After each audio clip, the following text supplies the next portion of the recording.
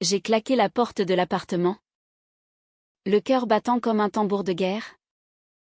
Et j'ai vu Hélène. Ma Hélène. Enlacée par une femme que je ne connaissais pas. Ses lèvres effleuraient celles de l'inconnu. Et un rire étouffé a brisé le silence de la nuit parisienne. À cet instant, mon monde s'est fissuré. Comme un verre fin sous la pression d'une vérité insoutenable. Je m'appelle Élodie. Et cette histoire est la mienne. Une spirale de passion et de douleur qui a commencé il y a 5 ans. Dans les rues animées de Montmartre. J'avais 25 ans alors. Fraîchement diplômée en littérature à la Sorbonne. Et je travaillais comme assistante dans une petite maison d'édition. Paris était mon refuge. Une ville où les rêves se mêlaient aux ombres des artistes oubliés. Hélène. Elle. Venait d'Espagne. Fuyant une famille conservatrice de Séville pour poursuivre des études en art à l'école des beaux-arts.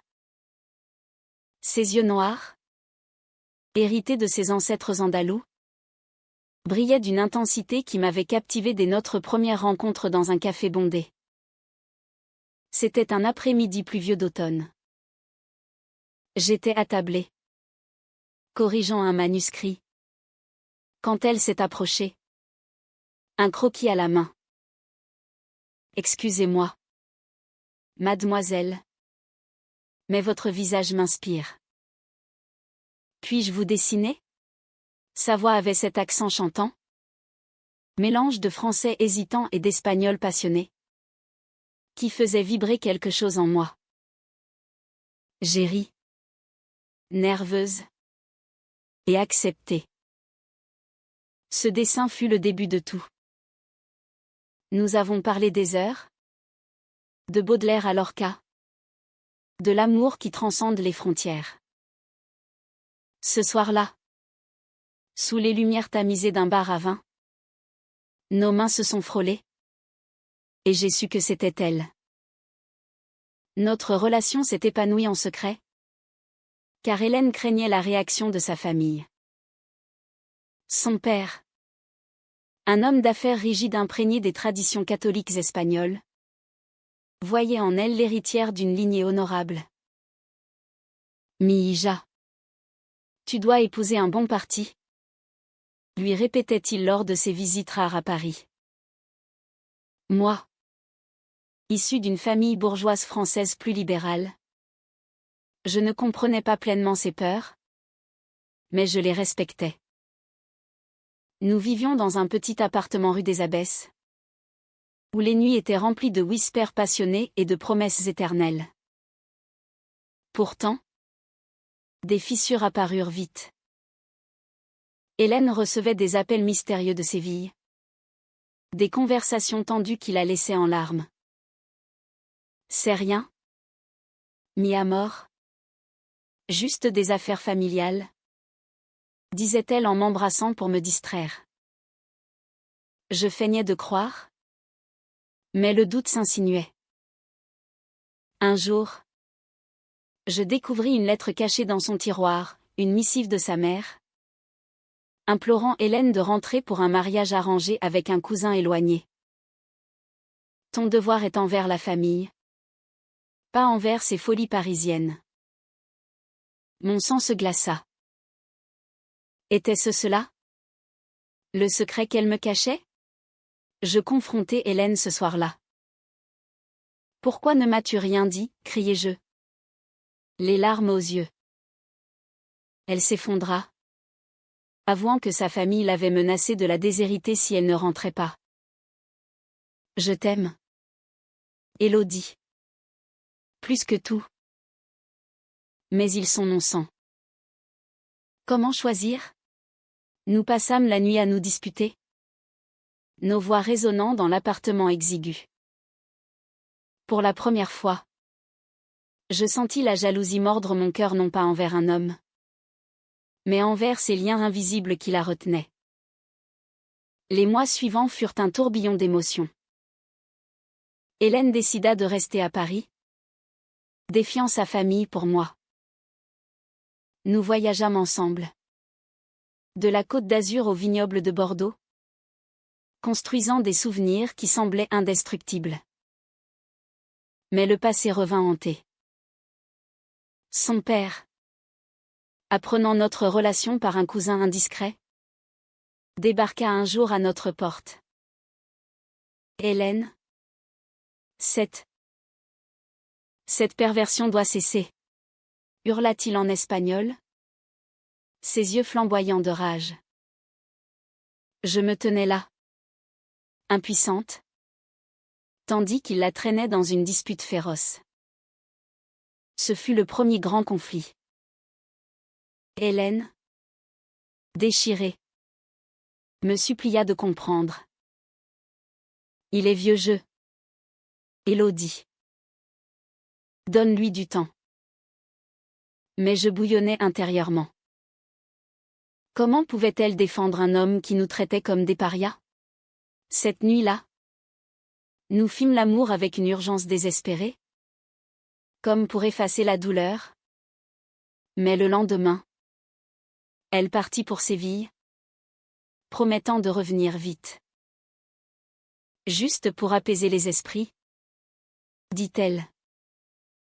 Son absence dura 2 semaines, qui me parurent une éternité. Je errais dans Paris, visitant nos endroits préférés, le Sacré-Cœur, où nous avions échangé notre premier baiser, le Louvre, où elle m'avait expliqué les subtilités de Velázquez. Les messages arrivaient sporadiquement, je t'aime. Sois patiente. Puis, silence radio. Mon imagination s'emballa, l'avait-on forcée à épouser ce cousin? Était-elle en danger? Quand elle revint enfin, elle était changée. Plus distante, plus secrète. Tout est réglé, affirma-t-elle. Mais ses yeux évitaient les miens. Je pressentais un mensonge. Et c'est là que le vrai cauchemar commença. Un soir, en fouillant son téléphone honteuse, mais poussée par la paranoïa, je découvris des messages d'une certaine Maria, une amie d'enfance de Séville. Mi vida. Quand reviens-tu? Notre nuit était magique. Mon cœur se brisa. Hélène m'avait trahi. La confrontation fut explosive. Comment as-tu pu, hurlai-je, jetant le téléphone à ses pieds. Elle pleura, expliquant que c'était une erreur. Un moment de faiblesse sous la pression familiale. Maria est mariée? C'était juste une échappatoire. Je t'aime toi. Mais les mots sonnaient faux. Je partis en claquant la porte, errant sous la pluie parisienne, le cœur en miettes. Les jours suivants furent un enfer. Je refusais ses appels, me réfugiant chez une amie. Pourtant, l'amour persistait, mêlé à la rage. Hélène m'envoya des lettres, des poèmes inspirés de Rimbaud, implorant le pardon. Sans toi, je suis perdu dans un désert andalou. Je luttais intérieurement, pouvais-je pardonner une trahison si profonde? Finalement, je cédai. Nous nous retrouvâmes au Pont des Arts, où les cadenas d'amour scintillaient sous le soleil couchant. Je ne peux pas vivre sans toi, murmura-t-elle en m'embrassant. Nous décidâmes de repartir à zéro, mais avec une condition, plus de secret. Hélène coupa les ponts avec sa famille, choisissant notre amour. Mais le destin en décida autrement. Quelques mois plus tard, un appel nocturne, sa mère était malade. Cancer en phase terminale. Hélène dut rentrer à Séville. Viens avec moi, supplia-t-elle. J'hésitais à affronter cette famille hostile, mais l'amour l'emporta. Nous prîmes l'avion ensemble, atterrissant dans la chaleur étouffante de l'Andalousie. À Séville, l'accueil fut glacial. Son père me toisa comme une intruse. « Vous n'êtes pas la bienvenue ici » grogna-t-il. Hélène, déchirée entre sa mère alitée et moi, naviguait dans un océan de tensions. Des disputes éclataient quotidiennement, accusations d'avoir corrompu leur fille, menaces de la déshériter. Je me sentais comme une étrangère dans cette maison imprégnée d'encens et de tradition. Puis vint le choc, en fouillant la chambre d'Hélène. Je trouvai des photos anciennes de Maria, avec des annotations tendres. La trahison n'était pas un incident isolé, c'était une histoire d'amour passé, ravivée lors de son dernier voyage. « Pourquoi ne m'as-tu rien dit » criai-je dans la nuit espagnole. Hélène avoua tout, Maria avait été son premier amour adolescent, étouffé par la famille. J'ai cru que c'était fini. Mais la voir m'a rappelé. La fureur m'envahit. Je partis pour Paris seule, laissant Hélène avec ses démons. Des semaines de silence s'ensuivirent, ponctuées de messages déchirants. Reviens. Mis à mort. Je choisis toi. Le retour à Paris fut un vide abyssal. Sans Hélène, les rues que j'aimais semblaient grises, dénuées de magie. Je me plongeais dans le travail, corrigeant des manuscrits jusqu'à l'aube. Mais chaque mot me rappelait nos discussions passionnées sur la littérature. Les nuits étaient pires, je revivais la trahison, imaginant Hélène dans les bras de Maria, sous les orangers de Séville. Un mois plus tard, elle réapparut à ma porte, valise en main, les yeux rougis. Ma mère est partie. Élodie. Et j'ai tout dit à mon père. Je suis libre maintenant. Nous tombâmes dans les bras l'une de l'autre, pleurant un mélange de joie et de deuil. Cette nuit-là, nous parlâmes jusqu'au matin, dénouant les nœuds de nos cœurs. Hélène expliqua que Maria n'était qu'un fantôme du passé, un refuge face à la pression familiale. Toi, tu es mon présent, mon avenir. Nous reconstruisîmes notre vie. Plus forte. Hélène trouva un emploi comme illustratrice dans une galerie d'art du Marais. Et nous adoptons un chat, symbole de notre foyer naissant. Les week-ends, nous flânions au jardin du Luxembourg, main dans la main, défiant les regards curieux. Paris, ville de l'amour, nous enveloppait de sa bienveillance. Pourtant, les ombres persistaient. Le père d'Hélène, bien que distant, envoyait des lettres accusatrices. Tu as choisi le péché sur la famille. Que Dieu te pardonne. Hélène les brûlait, mais je voyais la douleur dans ses yeux. Et moi, je luttais contre la méfiance résiduelle. Chaque appel inconnu déclenchait une paranoïa sournoise. Puis vint l'anniversaire d'Hélène, son 30e. J'avais prévu une surprise, un dîner romantique sur une péniche sur la Seine, avec des amis proches. Mais le destin intervint. Ce jour-là, une urgence au travail, un auteur en crise m'empêcha d'arriver à temps. J'appelai Hélène. Paniquée, je suis désolée. Mis à mort. Je rate ta fête. Elle rit. Compréhensive, ce n'est rien. Viens quand tu peux.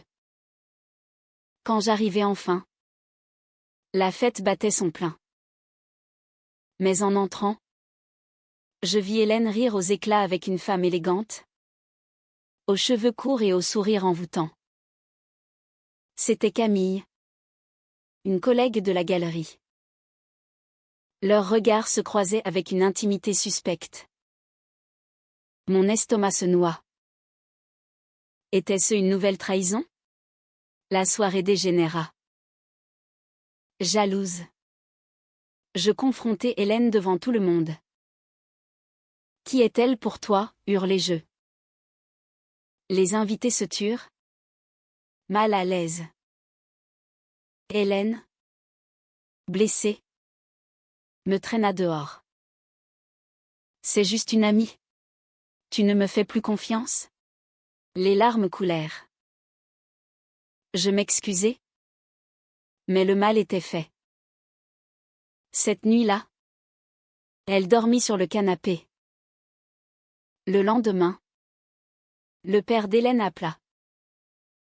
J'entendis par hasard, si elle te traite ainsi, reviens à Séville. Maria t'attend toujours. Mon sang bouillonna. Hélène raccrocha. Pâle.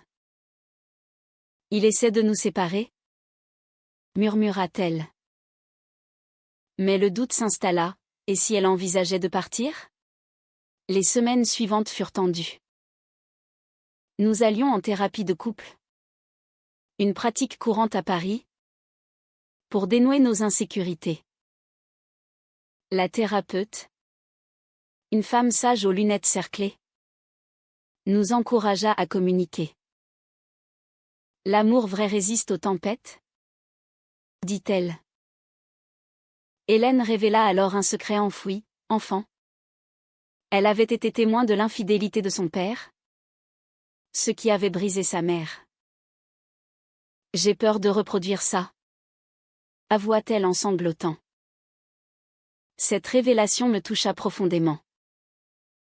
Je compris enfin ses hésitations, ses retours à Séville. Nous nous rapprochâmes. Nos étreintes plus tendres, nos conversations plus honnêtes. Pour son anniversaire raté, je l'emmenai en week-end à Versailles, où nous nous promenâmes dans les jardins royaux, rêvant d'un avenir ensemble. Mais le sort frappa à nouveau.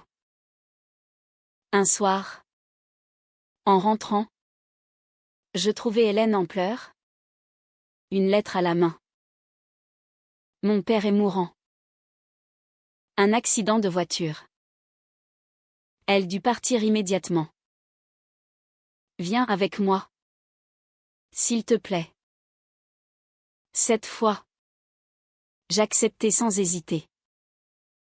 À Séville, l'hôpital était un lieu de chagrin.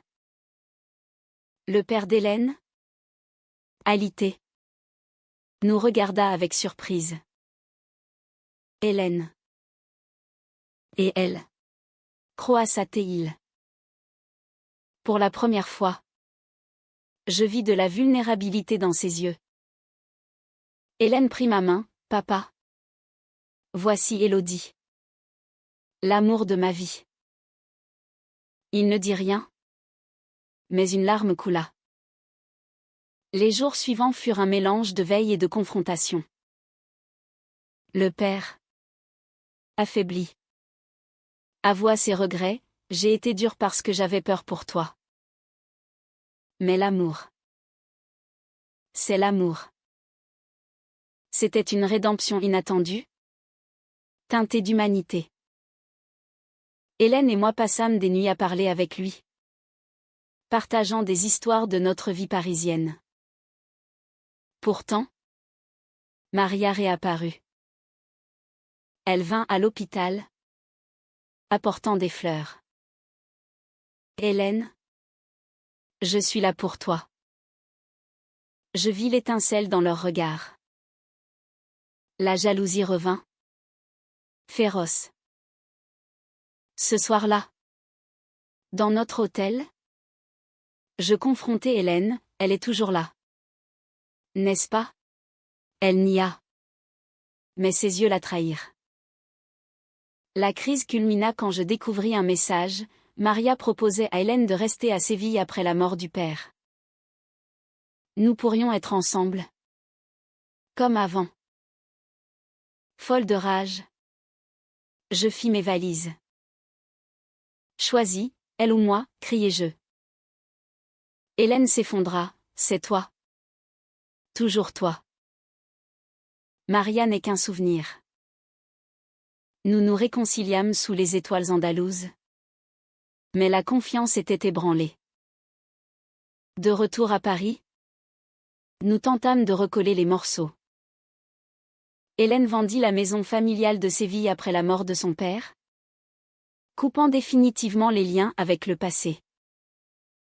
L'héritage nous permit d'acheter un plus grand appartement dans le quartier latin, symbole d'un nouveau départ. Nous décorâmes les murs de ses peintures, des toiles vibrantes inspirées de notre amour. Mais les cicatrices persistaient. Je faisais des cauchemars de trahison, me réveillant en sueur. Hélène, de son côté, luttait contre le deuil et la culpabilité. J'aurais dû lui dire plus tôt, murmurait-elle. Nous consultions toujours la thérapeute, apprenant à naviguer nos émotions. Un jour, une opportunité se présenta, une exposition d'art à Madrid, où Hélène fut invitée à présenter ses œuvres. Viens avec moi. Ce sera notre voyage de guérison, proposa-t-elle. J'acceptai, espérant raviver la flamme. À Madrid, la ville pulsait d'une énergie espagnole familière à Hélène. Nous visitâmes le Prado, où elle m'expliqua les maîtres avec passion. Mais lors du vernissage, Maria apparut, élégante et insistante. Hélène, félicitations. On pourrait discuter? Je bouillonnais. Mais restez calme. Ce soir-là, Hélène disparut pendant 1 heure. Quand elle revint, les lèvres rougies, je sus. C'était un adieu? Jura-t-elle. Mais je ne crus pas. La dispute éclata dans notre hôtel. Combien de fois vas-tu me mentir, hurlai-je. Elle pleura, c'est fini. Je te le promets. Le retour fut silencieux. À Paris, je pris une décision difficile, une pause. J'ai besoin d'espace, dis-je. Le cœur brisé. Hélène partit chez une amie, nous laissant dans un limbo douloureux. Les mois suivants furent une introspection profonde. Je marchais seul le long de la Seine, réfléchissant à notre amour. Était-il condamné par les fantômes du passé? Des amis me conseillaient, lâche prise. Élodie. Tu mérites mieux. Mais mon cœur refusait. Hélène, de son côté, m'envoyait des lettres poétiques, évoquant notre première rencontre. Sans toi, mes couleurs s'estompent. Je luttais, partagé entre colère et amour. Puis vint le tournant inattendu. Un soir, on frappa à ma porte. C'était Maria, venue de Séville. Je dois te parler? Dit-elle en français hésitant. Stupéfaite, je la laissai entrer. Elle avoua tout, leur liaison était terminée depuis longtemps. Mais elle avait manipulé Hélène pour la garder proche. Jalouse de notre relation. Hélène t'aime vraiment. J'ai été égoïste. Elle partit, me laissant abasourdie. Cette révélation changea tout. Je contactai Hélène, et nous nous retrouvâmes au café de notre première rencontre. Maria m'a tout dit. Commençai-je. Elle pleura de soulagement, je n'ai jamais voulu te blesser. Nous nous embrassâmes, scellant un pardon profond. Dès lors, notre relation s'épanouit. Nous voyageâmes en France, de la Bretagne aux Alpes, renforçant nos liens. Hélène abandonna tout contact avec Maria, se concentrant sur nous. Mais la vie réserve des surprises. 1 an plus tard, Hélène tomba malade, une fatigue chronique, diagnostiquée comme un burn-out émotionnel. Je la soignai, veillant à ses côtés, réalisant à quel point elle était fragile sous son apparence forte. Pendant sa convalescence, elle me confia un secret final. Enfant, elle avait été abusée verbalement par son père, ce qui expliquait ses peurs. Tu m'as aidé à guérir, murmura-t-elle. Cette vulnérabilité nous unit plus que jamais. Pour célébrer sa guérison, nous organisâmes une cérémonie symbolique au jardin des Tuileries, échangeant des vœux d'amour éternel devant des amis. Paris applaudit notre union, même si le mariage n'était pas légal pour nous alors. Pourtant, un dernier conflit surgit. Le cousin d'Hélène, celui du mariage arrangé, vint à Paris, porteur d'un message posthume de son père, une lettre d'excuse. J'ai eu tort. Sois heureuse. Mais il ajouta, reviens à Séville. L'héritage t'attend. Hélène hésita, tentée par la réconciliation familiale. Je paniquai, et nous? Elle me serra, nous irons ensemble. Nous partîmes pour Séville, confrontant la famille. À notre surprise, ils nous accueillirent avec une tolérance naissante. Les temps changent, dit une tante. Ce voyage scella notre destin. De retour à Paris, Hélène proposa, épouse-moi, quand la loi le permettra. Les larmes aux yeux, j'acceptai. Les années suivantes furent un mélange de joie et de défis. La France évoluait, en 2013. Le mariage pour tous fut légalisé. Nous fûmes parmi les premiers couples lesbiens à nous unir officiellement. Dans une mairie du 18e arrondissement, entourée d'amis et de fleurs. Hélène portait une robe inspirée des flamencos andalous. Moi une tenue simple et élégante. Ce jour-là, Paris semblait nous appartenir. Notre vie conjugale était un havre. Hélène exposait ses œuvres dans des galeries renommées. Et je publiais mon premier roman, inspiré de notre histoire.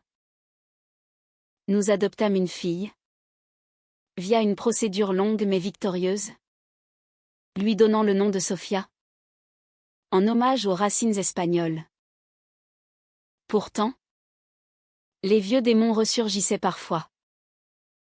Lors d'un voyage à Séville pour voir la famille, une dispute éclata avec une cousine conservatrice. Votre mariage est une abomination.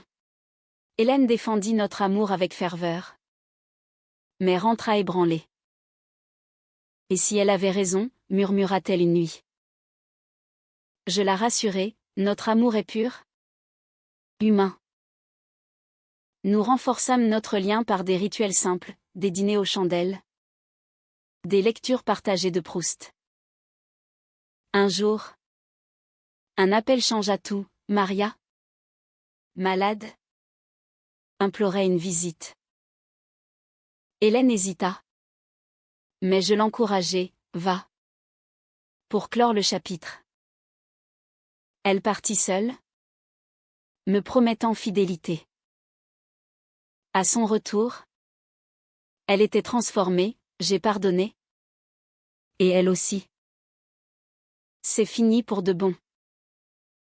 Cette maturité nous unit plus profondément. Mais la tragédie frappa. Sofia, âgée de 5 ans, fut diagnostiquée avec une maladie rare. Les mois à l'hôpital Necker furent un calvaire. Hélène et moi nous relayions, soutenant notre fille avec un amour farouche. Elle vivra.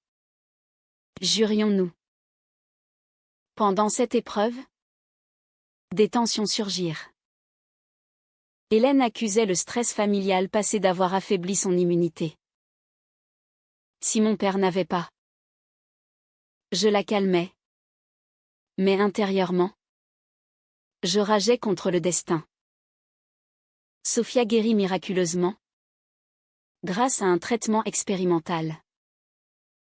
Ce soulagement nous rapprocha, nous rappelant la fragilité de la vie.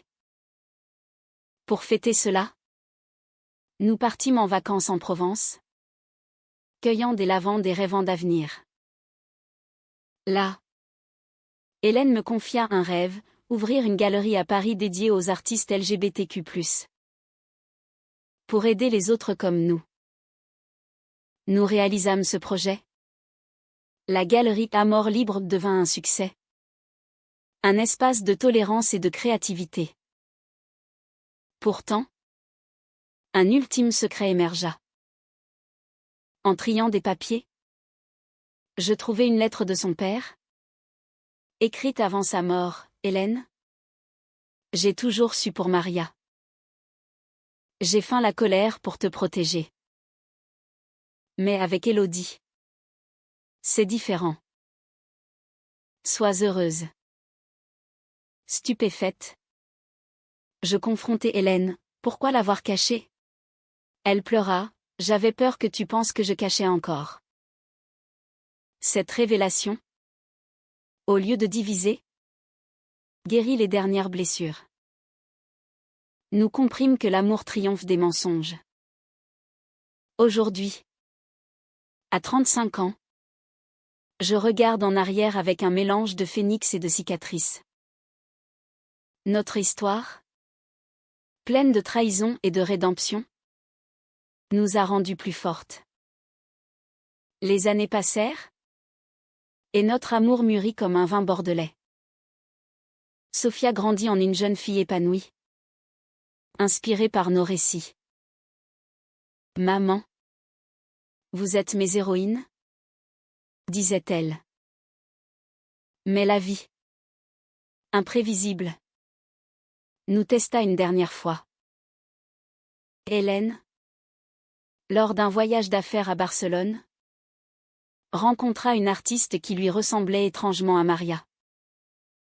Des rumeurs parvinrent à Paris, une liaison? Je refusai de croire. Mais le doute revint.